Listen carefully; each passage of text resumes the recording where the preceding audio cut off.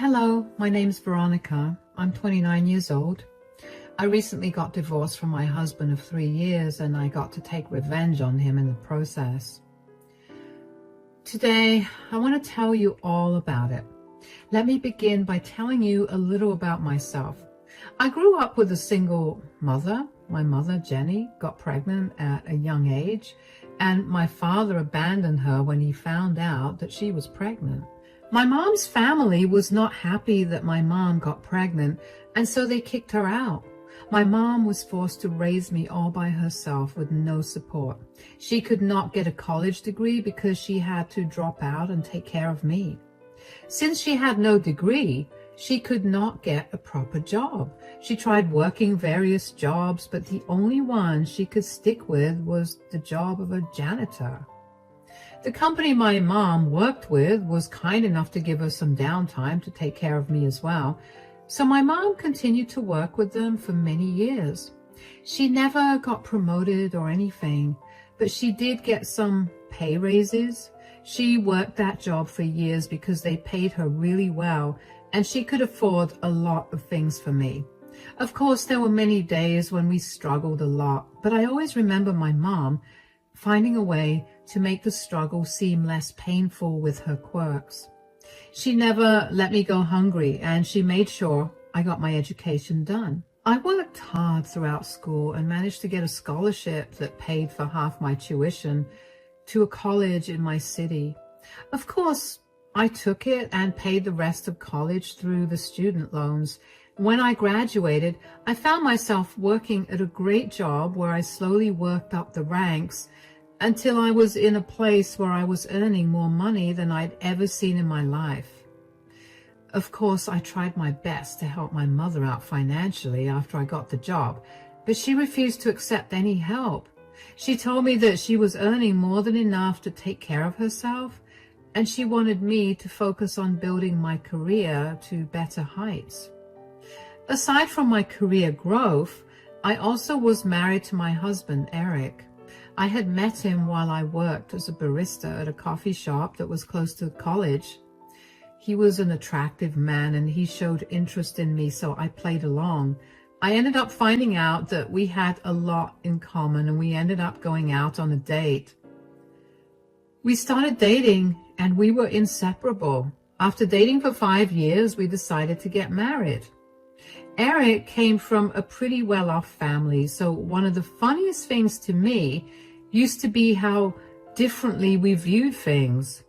Sometimes those views made us get into arguments, but we always compromised on things after talking about them. My mom adored Eric and thought that he was the best thing that happened to me.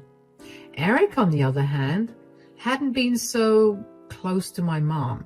He always maintained his distance from her, and I could never understand why he treated her that way. Whenever I asked him, he told me that I was just imagining it, and eventually I just let it go. After a year into our marriage, Eric declared that he wanted to buy a house. I wasn't too keen on that idea at first because we were financially stable, but not enough to buy a house. Eric was adamant about buying a house, so I eventually gave in. He had just enough money for the deposit of the house that we ended up liking, and he told me that he wanted the house in his name, so he'd pay for it. I tried to fight it, but Eric told me that he was doing that whether I liked it or not. I argued that if he used all his money on the deposit, he wouldn't have any money to buy any of the furniture needed for the house, nor would he have any money to buy the car he'd need to travel from our new place to his workplace. We lived only 5 minutes away from his workplace, so he never needed a car. But the new place was a 20-minute drive from his workplace, and I worked on the other side of the city, so there was no way that I'd be able to drop and pick him up every day. We eventually decided to go ahead with Eric buying the house in his name while I would buy everything else he needed. Things were good for another 2 years, and we were living happily, and then one day my mom called me to tell me that she wasn't feeling well. She sounded really sick over the phone, and I got very concerned, so I rushed over. I let myself into her apartment with the spare keys she gave me, and I called out to her. "Mom, Where are you? In the bedroom. Oh my gosh, what happened? I have no idea, but all I know is I feel like I'm hot and cold at the same time. I constantly need to pee and my stomach hurts. I feel like I'm dying. Don't say that. I think you have a urinary tract infection and we should go to the doctor. I would love to, but everything hurts. Okay, when did this start? It started yesterday, but it got really bad today. Why didn't you call me yesterday? I would have immediately taken you to the doctor. I just thought I was feverish because of exhaustion and lack of sleep. Lack of sleep? You haven't been sleeping well? Why? My insomnia is back. I've been very stressed out with the bills and making ends meet. Mom, you know you can ask me for help, right? I've told you this many times. I don't want you to suffer. Sweetie, I want you to live your own life without worrying about me.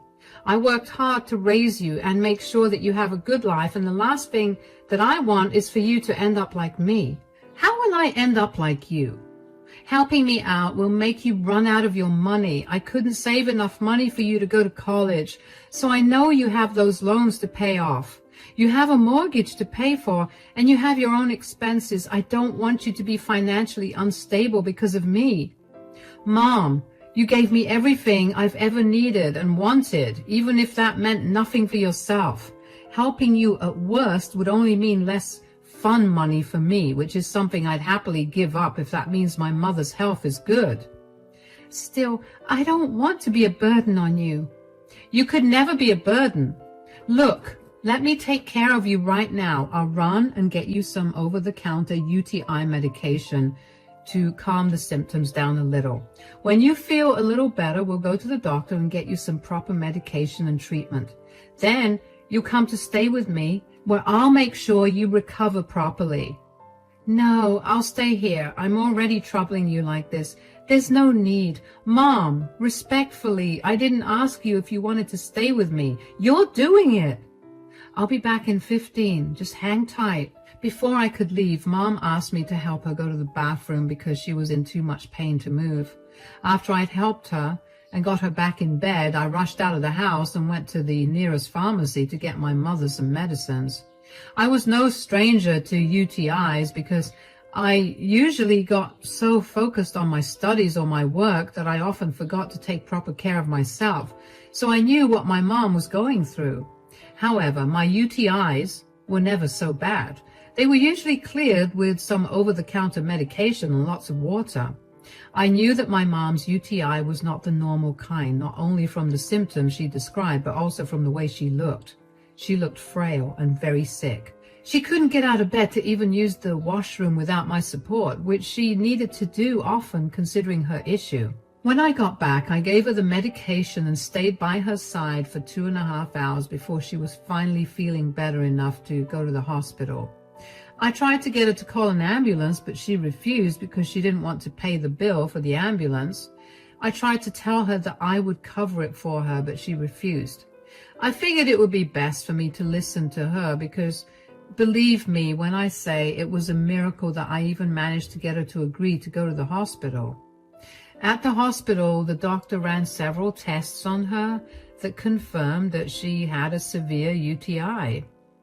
She was severely dehydrated, so they hooked her up on an IV and prescribed some pretty strong medicines to help her get better. When all of that was over, I carefully took my mom back home.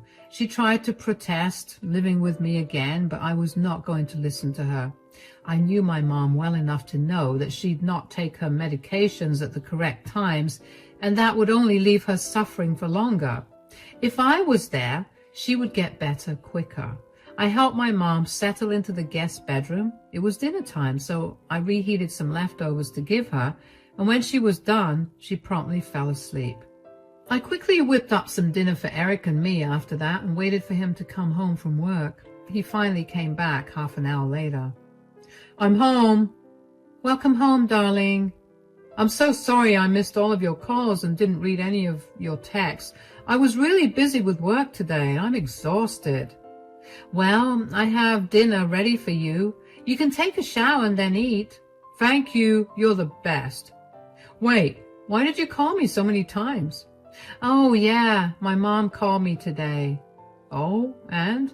She told me she wasn't feeling too well, so I went over and she looked like she was suffering. I took her to the doctor and he said that my mom had a severe UTI. He prescribed her some medication and she should be fine. Okay, that's good. Yeah, and I found out that Mom hasn't been sleeping well because of stress, and I bet that her stress led her to not take proper care of herself, which led to the urinary tract infection. I felt so bad for her, though. Yeah, well, what do you expect? She works as a janitor, so she's going to be struggling. What's that supposed to mean?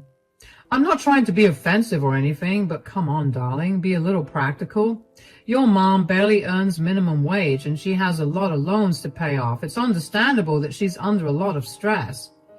Yeah, I know that, but I felt really bad for her, so I invited her to stay with us until she got better.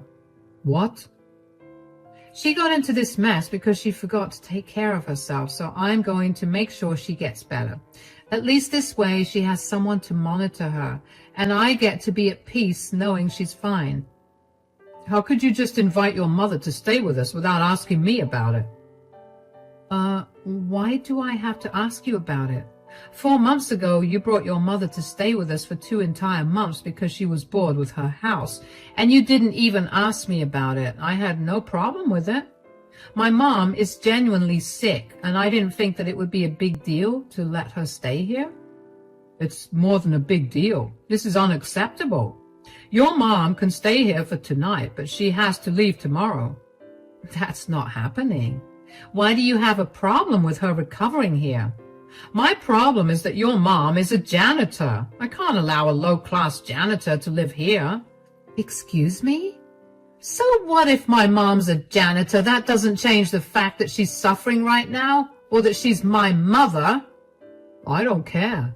My house, my rules. You want to take care of your mother in your house? Buy yourself a house and do it there. Get her out of here by tomorrow. I'm probably going to need to get the room deep cleaned tomorrow. That's something you have to pay for, by the way. If my mom leaves tomorrow, I'm leaving too. Don't be dramatic, Veronica. I get that you're emotional because she's your mother, but you have to know that people like her are known to steal and damage reputations. When has my mother ever given you a reason to think that way about her?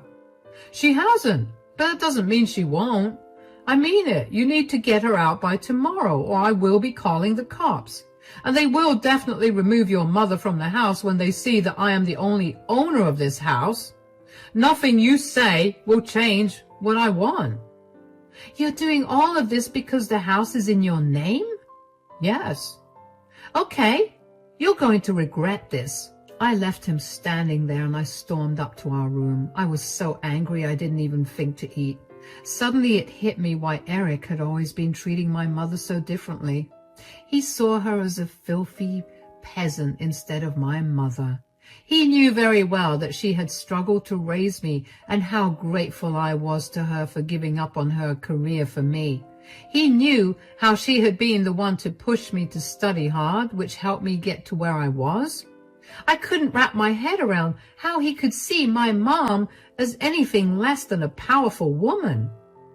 What was more angering was his attitude towards letting her stay with us. There had been more than one occasion where he'd randomly invite his parents to stay with us, and I had never had an issue with that. They were never sick or anything. They just wanted to spend time with him. I realized then that the reason he wanted the house in his name was because he wanted to be able to decide who was allowed into the house. That was when I made up my mind to get back at him. Since he was able to decide who could enter the house because it was in his name, I would play that same game with him. I would take everything in the house that was mine, the furniture, the car that he'd been using for 2 years, and our dog, Rocky, who was under my name. I didn't talk to Eric that night, and he never made an effort to talk to me either.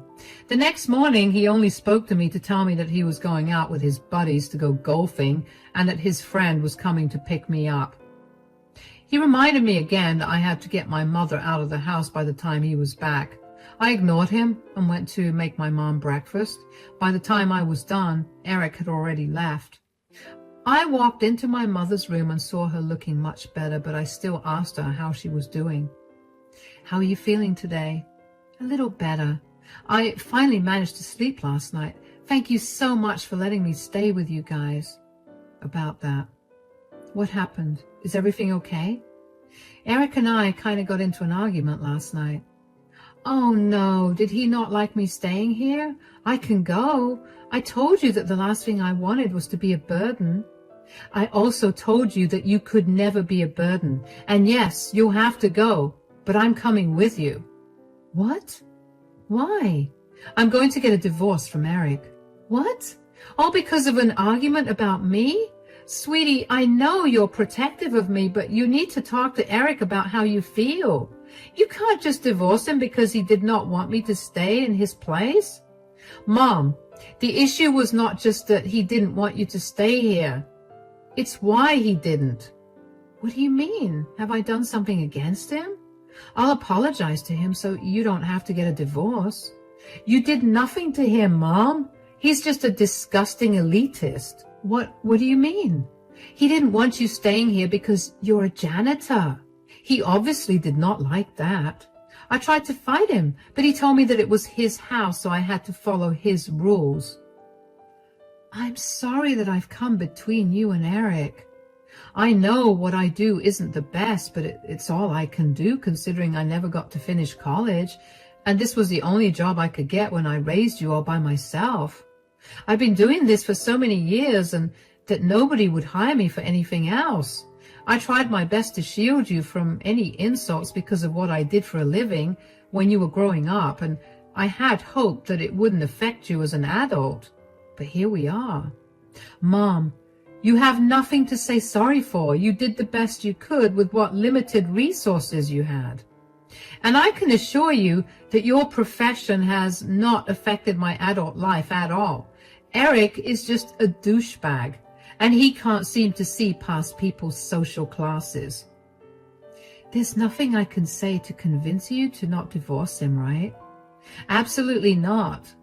I do not want a man who can so easily disrespect my mother for her class in my life. Would you be okay if your partner disrespected me because I worked as a janitor?" "Never. You're right. I just don't want you to be a divorcee. You're so young and I want you to have a better life. I know that what Eric said was disgusting and I was not trying to excuse it at all. In fact, I think you should do something to get back at him." "Oh, believe me, I was going to do that anyway. Since he's such a stickler for being able to do whatever he wants because he owns the house, I'm going to take away everything that's in my name." "That's perfect. Wait, what do you own?" "For starters, I bought all the furniture in this house." "You did? How did he buy a house and not furniture?" "He wanted his name to be on the deed and title, so he spent all his money on that. I had to buy the furniture because I didn't want to sleep on the floor." "Wow, he seems very irresponsible with his money." "That's not even the worst of it. The car he drives, I bought it. It's under my name. We couldn't use only my car because we work on 2 different sides of the city, and he did not want to use public transportation. I'll take that too. And lastly, Rocky is my dog, so I'm taking him too. And I'll do it when Eric is not here." "How are you going to take all of this, especially the car? Won't Eric see it?" "Today is the perfect day to do all of this. He's out golfing with his friends, and his friend came to pick him up. I'm going to drop you off at home and then get a U-Haul and take everything away." "All right. I'll ready the apartment first then." "You don't have to do that. You just rest up, okay? Let me take care of everything." I helped my mom get into the car and dropped her off at her apartment. I then hired a U-Haul and called a few of my friends to help me move everything out of the house. It took us 3 hours, but when we were done, the house was entirely bare. I knew that I had more than enough time to do all the other things I needed to do, because whenever Eric went out to golf with his buddies, they usually spent the whole day together. They'd play a few rounds of golf and then spend the day drinking and catching up. I had until late evening to finish everything. I parked a U-Haul in my mom's apartment's parking lot because I would need some time to rent a storage space to keep everything there. I then went back to the house to grab my dog, Rocky, and all his things. I put him in the car that Eric had been using for the last 2 years and drove that to a garage. I had them change the lock so that Eric has no way of using the car. After I was done with all of that, I hung out with my friends for a bit. They had a lot of questions and I answered them as best I could. They were appalled by Eric's behavior and told me that they would help me in any way they could. One of my friends knew a very good divorce lawyer in our city, so she gave me his contact number. I thanked her profusely, and finally I went back home. I cooked dinner for my mom and me and then took a nice long shower. I cried a little because I was hurt that my relationship was over. But I picked myself up. I knew that I was better than Eric in every possible way, so I needed to be around someone worthy of me. Just as I was done with my shower and getting ready to relax, I got a call from Eric. I was excited to hear what he had to say about the empty house, but I kept my cool and acted calm. "Where are you?" "I'm at my mom's house." "Why?" "Where's all our stuff? Where's my car? Where's Rocky?" "Oh, I took them all. I've already filed for a divorce and you'll be served with the papers soon." "Divorce? Are you out of your mind? Come back home right now with all our things." "Our things? I'm sorry, but I was the one who purchased everything. The car is in my name and so is Rocky." "Is that what you're mad about? Fine, just come back and bring your disgusting mother back. Just bring all the things back." "You can't possibly think that I'd bring everything back when you just called my mom disgusting again." "I'm sorry, look. I grew up in a very elitist family and it'll take me some time to unlearn my habits." "Did you not consider this habit when you met me?" "We met at a coffee shop where I worked as a barista. Was I not lower class then?" "That's different. At least you were not around trash and messes all day." "Oh, you have no idea what being a barista means. I saw more messes in one day than you did in all your life. Not only did you insult and disrespect my mom, but you also insulted and disrespected her hard work. You know how much she struggled to make sure I had a good life, and you just spat on it last night." "I knew you were emotional about your mother, but I never expected you to be this emotional. I'm sorry, okay? Can you just come back, please?" "Do you hear yourself? You don't sound like you're sorry at all. You're just saying it because you want all the things you used back."